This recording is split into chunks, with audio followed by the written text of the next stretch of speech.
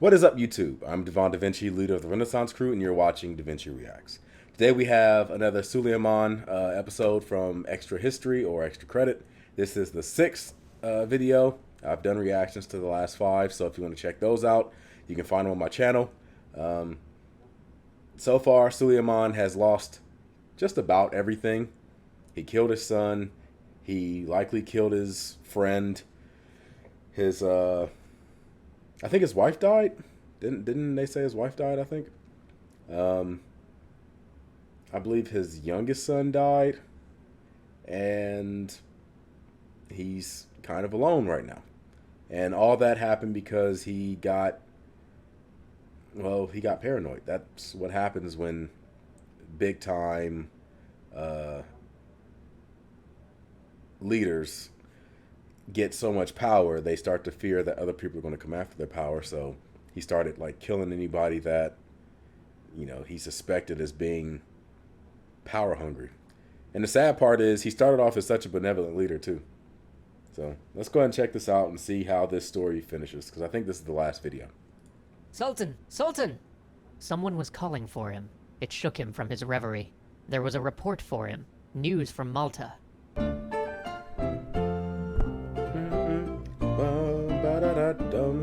He had outlived them all. That Spanish Prince Charles and his brother Ferdinand, Francis, King of France, all the Hungarian princes who had come and gone.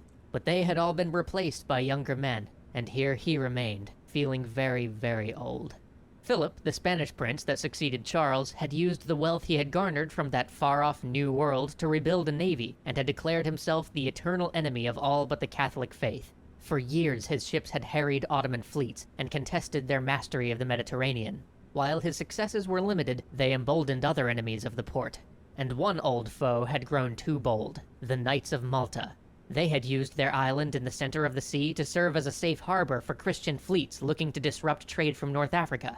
He closed his eyes. All of his old decisions seemed to haunt him, even those he'd thought were the best.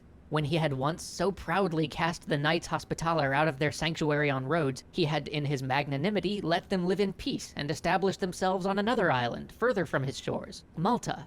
These were the same knights he had defeated so long ago, back when all was glory and everything seemed possible. He smiled for a moment, remembering that mighty campaign. But now he was old and tired, and none of his friends were by his side.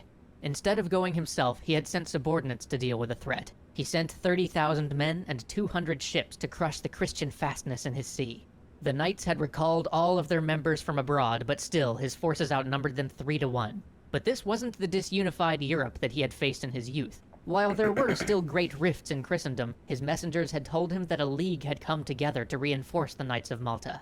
His ships were swift, and at first took Europe by surprise, but not the Maltese knights. Though they hadn't expected him so early, they knew he would come. They had strengthened their mighty redoubts, shored up their walls, and stocked their larders. And when his men landed, the men of Malta all hid behind their walls. The land itself was his. Only the three great fortresses of St. Elmo, St. Angelo, and St. Michael defied him. But his command was split. His commander-in-chief was a man of 70, with less experience in military matters than matters political. The rest of his command were hardened veterans of the sea, privateers and admirals. There was constant conflict in command. As soon as the first contingent of his forces arrived at Malta, his commander-in-chief immediately had them disembark and begin sieging the small fort of St. Elmo. For 3 weeks they bombarded the fortress. The small garrison, some 400 strong, died to a man. But their valiant stand cost the Turks 3 weeks, and in the indignities that God now seemed to rain upon him, his best commander was killed in the useless siege by a fragment of loose stone. Meanwhile, reinforcements from Lombardy had made their way to the more formidable forts on the island. This battle took place in the 1500s. I would imagine at this point they had much stronger siege weaponry and was able to use bombs and things like that.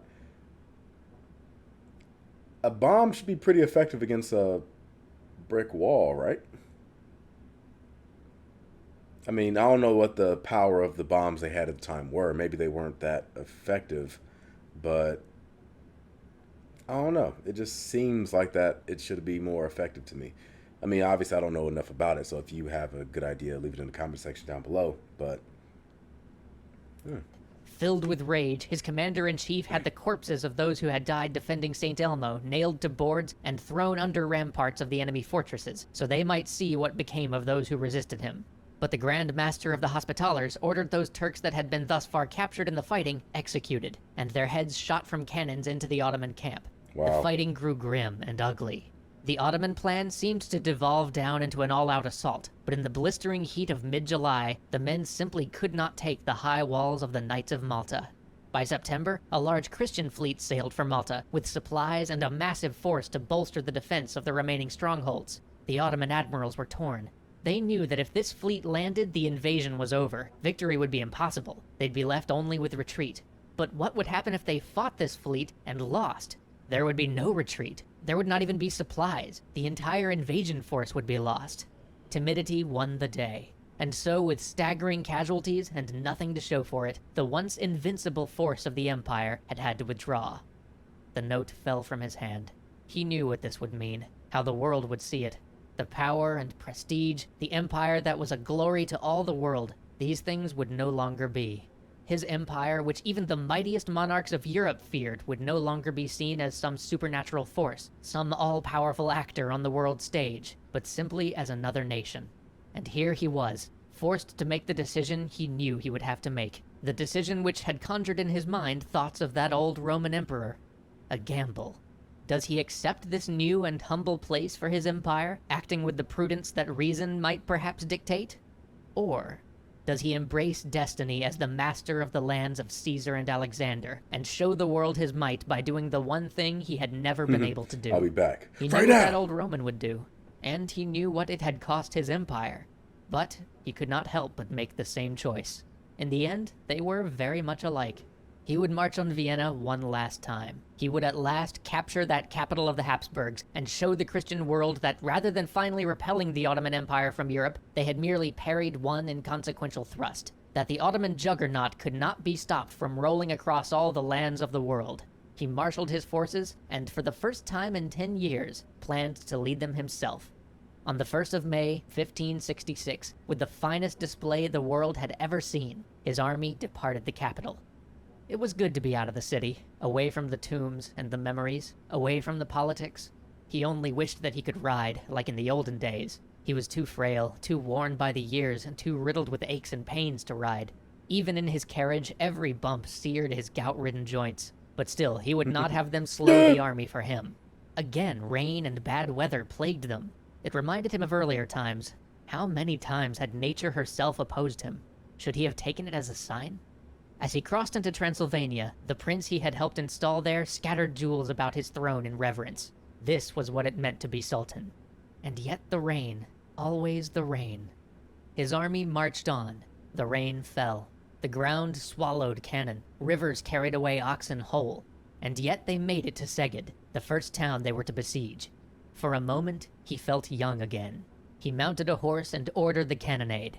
But then the weakness came back. He started to sweat. He asked a nearby aide to help him back to his tent. Time passed. He didn't know how much time. He just heard the ceaseless beating of the rain. He would fade in and out of awareness. Sometimes he would wake and there would be faces bending over him. Sometimes he would be alone, except for his guards. The rain beat down. It was after sunset. The light in the tent was dim, and Ibrahim sat in a chair next to him. He put a hand on his shoulder. Ibrahim smiled at him. "I know you're frightened, but there was never anything we couldn't accomplish together." He felt an ache in his chest. He had something he had to tell Ibrahim, something to apologize for, but he couldn't quite remember. He hoped they'd go hawking tomorrow, if only it didn't rain. His eyes opened. Everything was a sort of haze, everything except the handsome face of Mustafa. He was glad to see him.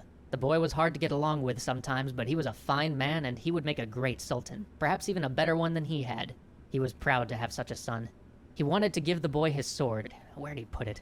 No, that wasn't it. Something else. Something he wanted to say to him. He hoped he'd be kind to his brothers. I'm sorry? He drifted off again to the sound of rain on the pavilion. He woke, and it was dark. Roxolana was sitting at the foot of his bed. She was like she was in his youth. He tried to reach for her, and she put a finger to her lips. Shh. Rest now. You're almost done.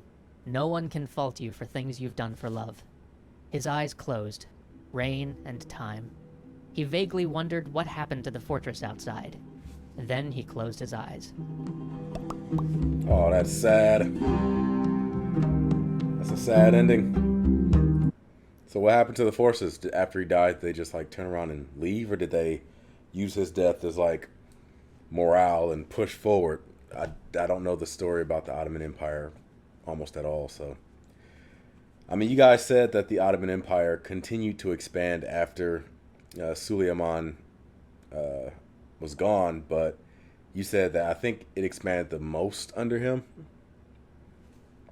But yeah, I'd like to know more. So I know you guys are good with leaving me the factoids in the comment section. So go in the comment section, let me know if there's any information that I need to know about. And well, really, that's it. The next history related video I'm gonna do, I'm probably go back to geography now, and then I'll try to find something different. Probably not a full series like this where it's like 6 videos.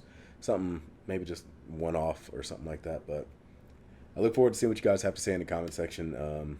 If you like this video, make sure you hit that like button, subscribe, and share. I am Devon DaVinci.